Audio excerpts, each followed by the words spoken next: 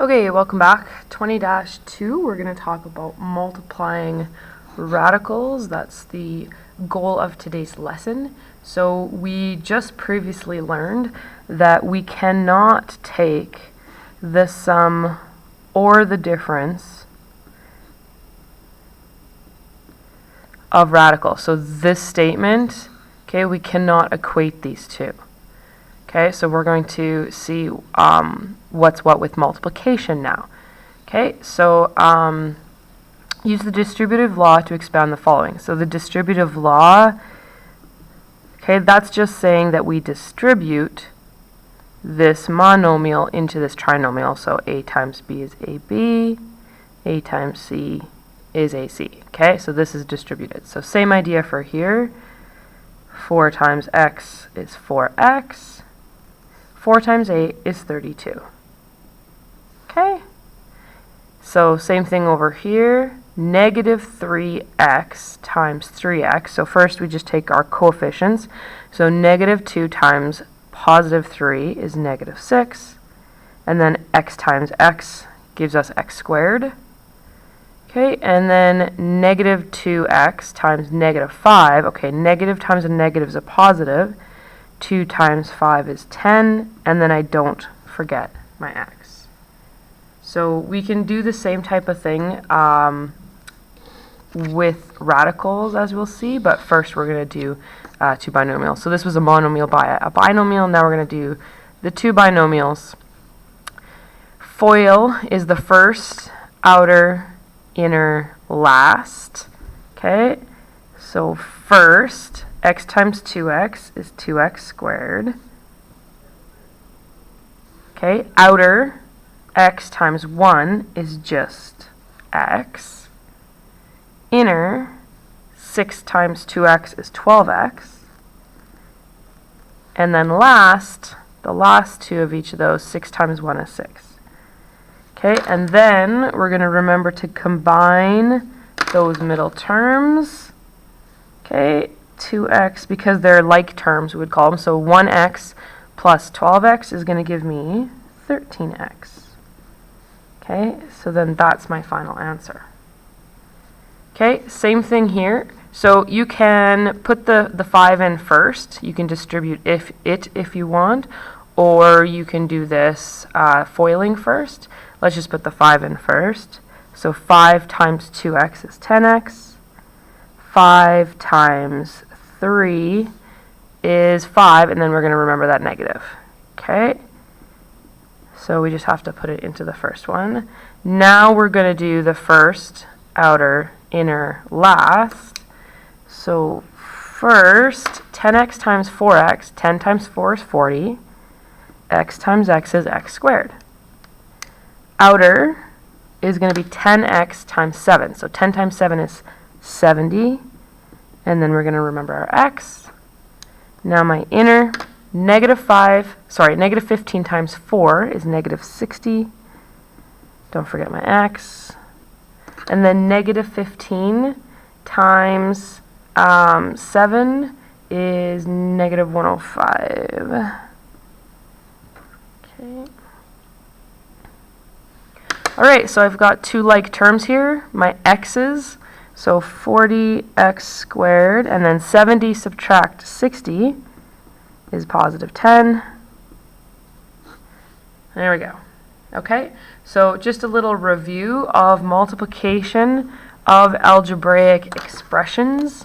Okay, we're going to use much the same rule for radicals, because just like yesterday when we found out, in order to be able to do this, since we can't do it this way, okay, we can add them as long as they have the same index and the same radicand. Okay, so that's for addition and subtraction. So we use it as a bit of a variable. Okay, so like if we had 2 root 2 plus 5 root 2, okay, so root 2 is like my x. So then I do 7 root 2, that would be my answer. So that was for addition and subtraction. Okay, so we're going to see now what is the rule for multiplication. Okay, so you can just use a calculator to determine whether the statements are true or false. So essentially you're calculating this side and you're seeing if it's equal to that side. Okay, so you can pause me here and then come back once you've got those all figured out. Okay. Okay, so hopefully you've got them figured out here. So this one was true, so was this one, so was that one. This one was false, and then the others were true.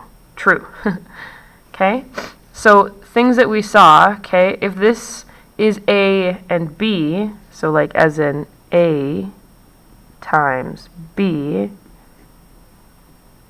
okay, well now it is true. So it wasn't true for addition and subtraction, okay, but you see it is true for multiplication. However, there's still the rule, okay, they all have to be the same index, okay, same index. So then let's just write out that rule right here. So this is based on the results. Write a rule that describes the process of multiplying radicals. So radicals with the same index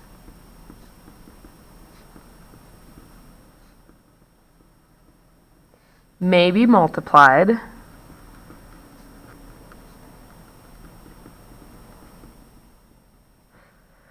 by multiplying all coefficients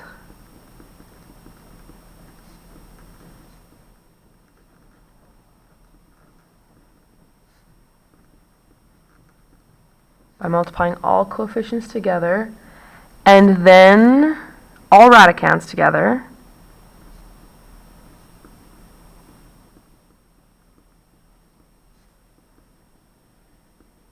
okay, into the final result. Okay, so you multiply the coefficients together, radicands together, and then you go. So in this example, you did 6 times 4 is 24. 2 times 3 is 6. Okay, same thing over here. 3 times 1 is 3. 5 times 6 is 30. Okay, so here is our takeaway. Definitely need to know this rule. So to multiply radicals, the index must be the same in each radical. Okay, so you multiply the numerical coefficient by any other numerical coefficient, then you multiply the radicand, and then always simplify into a mixed radical form. Okay, so we're going to do some examples and see what that whole process looks like. Okay, so root 5 times root 2. Okay, so there are no numerical coefficients to multiply, so we would go to step 2, multiply the radicand by the radicand. Okay, well 5 times 2 is 10. Okay. Okay, next one. Same thing, no numerical coefficient. 6 times 6 is 36. Okay, so now 36, we should remember that's a perfect square. That's 6 times 6. So then we can go ahead and simplify that into just an answer of 6. Okay. Next one. Okay, now I do have coefficients. So 2 times 4 is going to be 8. And then 5 times 6, underneath the radical sign, is 30. Okay, and I ask myself, is there a perfect square in 30? And there isn't. Okay, but, you know, always do ask yourself. Okay, let's look at D. So my coefficients, multiplying numerical coefficients, negative 5 times 3 is negative 15. And then 3 times 3 is 9. Now once again, I know 9 is a perfect square. 9 is 3 times 3. So then I'm going to have negative 15 times 3 which is going to be equal to negative 45. Okay. All right, so now this one's shown a little bit different, but this exponent, if you remember your exponent laws, it's going to apply to everything in the bracket. So 4 squared is 16. Root 5 squared, essentially, when you square a root, you're just going to get rid of that root. Okay? So 16 times 5 is going to be equal to 80. Okay? All right, let's look at F. So negative 7 times negative 7 is positive 49. 3 times 7 is 21. Ask ourselves if there's any perfect square in that, and there is not, so we are done. Okay, so we followed those. We multiplied numerical coefficients, multiplied the radicand by the radicand, and then we simplified. Okay, so these ones all had numerical values. Now we're going to deal with some examples that have variables. Okay, same rule though. Okay, if I have an x times an x, so technically that gives me x squared. But remember, if I've got a squared under a square root, they cancel each other out, and I just get x. Okay? So then let's do this one. So now coefficient by coefficient, 8 times 9 is 72. A times a is a squared. Okay, well there's that square underneath the radical again. So then I just have an answer of 72a. Okay? Here now I've got two different variables. So 2 times 5, I do my coefficients first. X times y is just xy, and that's as simple as I'd be able to get. Okay? Okay, so now we've got more of a word problem. Michaela and Richard are determining the radical product. 2 root 8 times 5 root 12. So we know we would multiply our coefficients together, we would multiply our radicands together, and then we would simplify. Okay?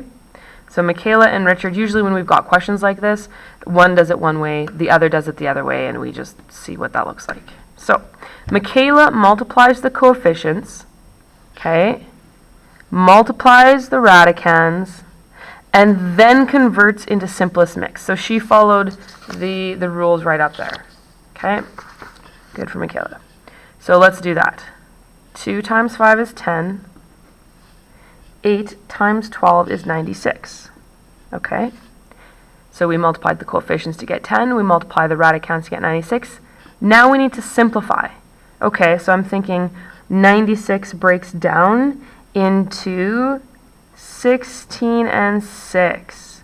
Okay, so 16 is a perfect square. If I square root 16, I get 4.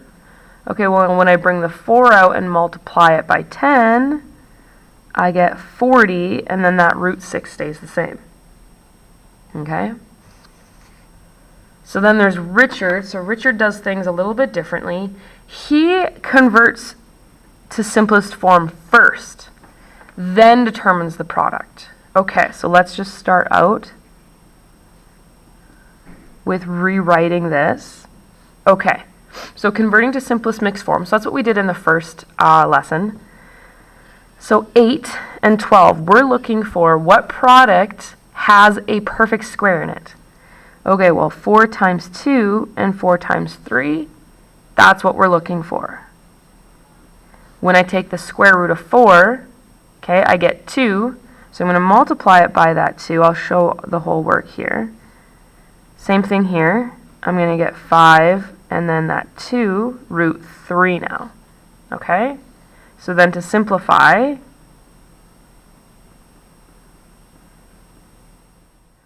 I get 2 times 2 is 4. My root 2 stays the same. 5 times 2 is 10. Root 3 stays the same. Okay? Now I'm going to multiply my coefficients. So that's going to be 40. And then 2 times 3 is 6. And that would be the simplest as I get. And I say, see that they are indeed the same.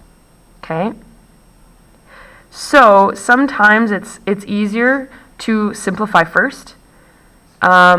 other times it's not. It depends on how much number sense you have, and it's really, I mean, as long as you're simplifying at the end, it's all good. Okay? Okay, so now we've got a little bit more complicated. We're dealing with areas and distribution laws with some binomials. Okay, oh, computer fell asleep. Wake up, computer. There we go. So it says determine the area of a rectangle. Okay, first off, the formula for area of a rectangle is length times width. Okay, and then we're given the rectangle right here. We see the length is 4 root 28, and we see the width is 3 root 25. So easy peasy. I just write down my formula and then I substitute in. This might not be easy if you can't remember the area of a rectangle, but you should. That's one of the very least ones you should know. Okay, so now we could do our coefficient radical simplify, but let's simplify first. So 28 would be 4 times 7, and then square root, went on a ride there. The square root of 25, okay, is just 5. So then when I square root 4, I get 2. 2 times 4 is going to be 8. Okay, and then 25 squared is just 5. So that's going to give me 15. So then from here, I just have to do 8 times 15, okay, and that gives me 120 root 7. So notice, because there's no radicand here, okay, that 7 just stays the same, and I just multiply my coefficients. Okay, so you can pause me here and do some of the assignment questions 1 to 4. You can just do the like the left-hand column of them to start with. Okay, but make sure you leave enough time so that you can finish these 2 class examples. Okay, so let's do this. So use distributive law to expand and then simplify. Okay, so root 7 times root 3 is equal to root 21. Root 7 times root 2 is root 14. Okay, so then you ask yourself, is there any simplifying that you can do there? There is not. Okay, let's do the next one. So now this one's different because we've got a negative sign out front, but still going to work the same. So negative 1 times 2 is negative 2. And then root 6 times root 13 is root 18. Okay, same thing. Negative times a negative is going to give me a positive. And then 6 times 2 is 12. So now I'm asking myself, can I simplify? I do notice there are some perfect squares that are hidden in my radicand. So 9 times 2 is 18. 9 is my perfect square. 4 times 3 is 12. 4 is my perfect square. So I'm going to go ahead and write these as mixed radicals. So the square root of 9, so remember, these would all be square roots. Square root of 9 is 3, times negative 2 is negative 6, and then I get my 2 staying there. And then I'm going to have my, when my 4 comes out, it's going to become a 2, and then my root 3 stays the same. Okay? And that would be it. All right, let's look at this next one. So there's no coefficient there, so technically it's a 1. 1 times 2 is 2. Okay? Root x times root x. So if you're at the point where you recognize root x times root x would just be x, you go ahead and you write that. I'm just going to keep it as root of x squared for now. Okay, and then I'm going to distribute the root x to this root y, so then that's going to give me root xy. So then, just as I said, I would just have to simplify that one step, and then I'd be done. Okay? All right, one more example. So once again, I'm writing an area. So those shapes, a rectangle, my area is equal to length times width. For a square, okay, it's going to be side times side, or side squared. essentially it is still length times width. It's just that those two values are the same. So just like we multiply those two together, I'm going to multiply this by itself once, or twice rather. Okay, starting over here. So if I'm multiplying these together, I'm going to set up my equation. And no, because it's multiplication, it doesn't matter. Like if I wrote 4 plus root 6 times 7 minus root 6, that would be fine. It would all equal out in the end. Okay, so now I'm going to FOIL because I've got two binomials. So I do first term, 7 times 4 is 28. Outer terms, 7 times root 6 is just 7 root 6. Okay, negative root 6 times 4 is going to be negative 4 root 6. And then negative root 6 times positive root 6 is going to give me, subtract root 36. Okay? So now I've got some like terms that I'm going to combine. I also have a perfect square under a root. So this right here is going to equal 6, but I'll write it all out. Okay? So 7 minus 4 root 6 gives me 3 root 6. So now you see I'm combining the multiplication of radicands to adding and subtracting of radicals. Okay, and then that's going to become minus 6. And then I've got two more like terms. 28 minus 6 is 22. And then I'm done. Okay? So all we did was FOIL that. Okay? So now when we write out our square, okay, you could write, so it's going to be this dimension here, squared, okay? You need to remember to do the, sorry, I was looking at something.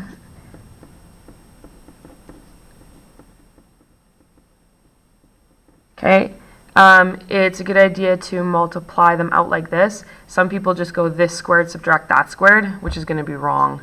Okay, so just expand it like this. Okay, but as you can see, okay, 18 has a perfect square in it. It's 9 times 2. So does 27. That's 9 times 3. So let's simplify first. Okay, so when I take the square root of 9 out, that's going to be 3. 3 times 2 is 6 root 2. Okay, square root of 9 is going to be 3 root 3. Okay, and then it's going to be on this side too, right? The exact same thing. So I can just copy it out again. All right. So then we just need to FOIL. So you could have FOILed from up here. It's just that you would have had really big numbers and had to simplify at the end. Whereas here we'll have more manageable numbers. We might still have to simplify, but okay, let's do FOIL. So first, 6 times 6 is 36. Root 2 times root 2 is just going to be 2, right? Because root 2 times root 2, that's a perfect square. Next term, the outer ones, 6 times negative 3 is negative 18. 2 times 3 is 6, and it's not a perfect square, so I'm going to write it like that. All right, now we've got inner. Negative 3 times 6 is negative 18. 3 times 6 is going to be, or sorry, 3 times 2 is 6. Okay, and then last term, negative 3 times negative 3 is positive 9. And then root 3 times root 3, so there's our perfect square again, we can just write 3. For this one, you could have written the square root of 4, but you would have had to simplify. Same thing here, you could have written the square root of 9.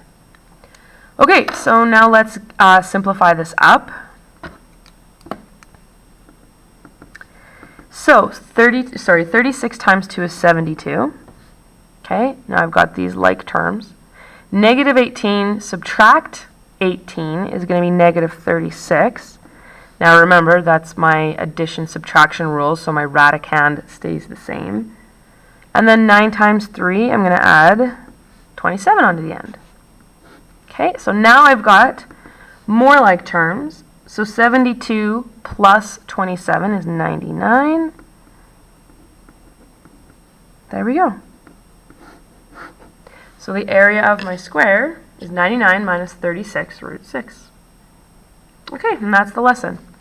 Okay, so you guys can finish off questions 1 through 16, and I'll see you guys tomorrow.